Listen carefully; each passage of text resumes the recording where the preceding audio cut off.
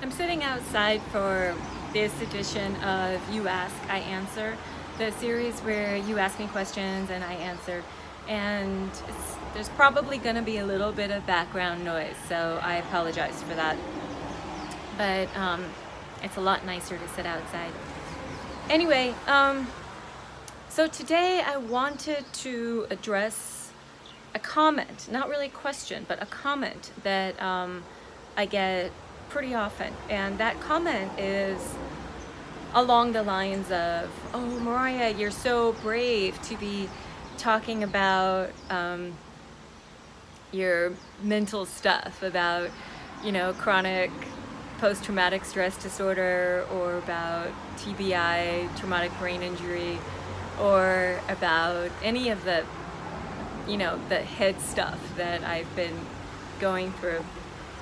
And it kind of makes me laugh because it's but let me tell you a story, okay? So the story is, when I was in grad school, we had to make, it was like a touchy-feely grad school, and kind of hippy skippy, in tune with your feelings kind of place. And we had to make this circle in this one class exercise. And in this circle, we were supposed to step forward if we identified with something. So they had people who identified as gay or bi or, whatever, sexual stuff, right? So they would step forward. Then, another question is people who identified as a minority, and a racial minority in some way, step forward. People who identified as, and it went on and on and on, all these different things, right? And it came to disability. And I was 24 years old at the time. This is, over 20 years ago. I didn't want to be known as disabled. I didn't want people thinking of me as disabled because that was so negative. And it came to disability, and it came to identifying as someone who'd experienced discrimination or oppression in some way because of a physical capacity. So, everyone kind of looked at me, and I knew I had to step forward whether or not I wanted to, because everyone in the class knew I couldn't hear stuff. And everyone in the class knew that I had told stories about how I had been fired for not hearing before and things like that, so it was relevant. And my heart was beating fast, and I was sweating, and I just felt like I wanted the earth to open and swallow me. I just did not want to step forward. I really didn't want to, and I did. And for me, that was an act of bravery. That was something that was, courageous on my part, because I didn't want to, and I was scared, and the nervousness and the anxiety, all of that. It was just, it was not a fun feeling at all. But at this point in my life, this is 20 something years later, at this point in my life, there is one thing that I know for sure, and that is that if you do not have a disability right now, your chances of acquiring one in your life are very high, very, very high. Your chances of knowing someone with a disability or having disability impact you in some way, either it's through your child or your spouse or your lover or your mother or your father, somebody in your life is going to be impacted by disability. And so the more normal that any or all of us make it, the easier that it's going to be on all of us, the easier that it's going to be when that time happens, when either you become disabled or someone in your life that is special to you becomes disabled. It is going to be 150 million times easier to deal with if you make it normal right now. That's one thing that I know for sure at this point in my life. Another thing that I know for sure at this point in my life is that most people already have been impacted by disability, and they won't necessarily label it as disability.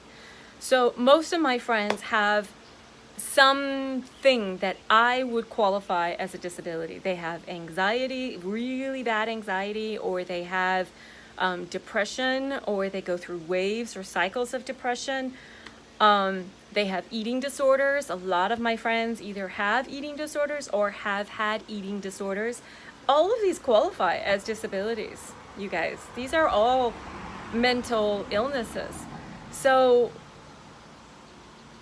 it's really not that uncommon, which is why it's easy for me to talk about, because I honestly don't believe it's something that's that exceptional. I don't believe it's something that's that uncommon. That's one. Another thing is, I don't believe there's any shame in it, because I do believe that so many people have this and experience this that it's really not a big deal. What is a bigger deal is when you try to deal with this stuff on your own, or when you internalize it, or when you I think I'll just leave it at that. Just when you internalize it, I think that is a much bigger deal than simply being honest about the fact that you have had challenges in different ways of processing your world mentally, you know.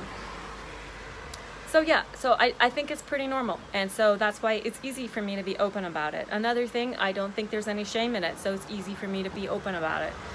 And I think that if I'm talking to people who have not experienced it yet, I don't really care, because I feel like they're likely to be experiencing it at some point in their life. So it's going to help normalize it. So either way, it's a win. Any way you look at it, it's a win. You know, this isn't about bravery. This is simply about being honest and about being open to what this experience has been like for me in my life.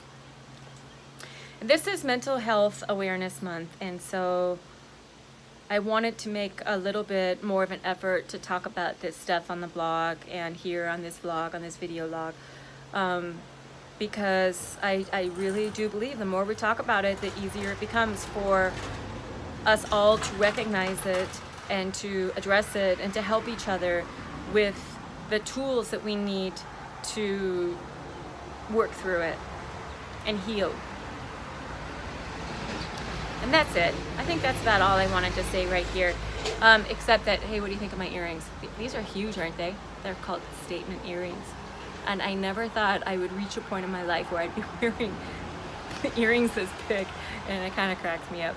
Anyway, if you have questions about mental illness or about anything related to disability, tap at me and I'll try to answer your question either through a direct email to you or through this video series. Take care.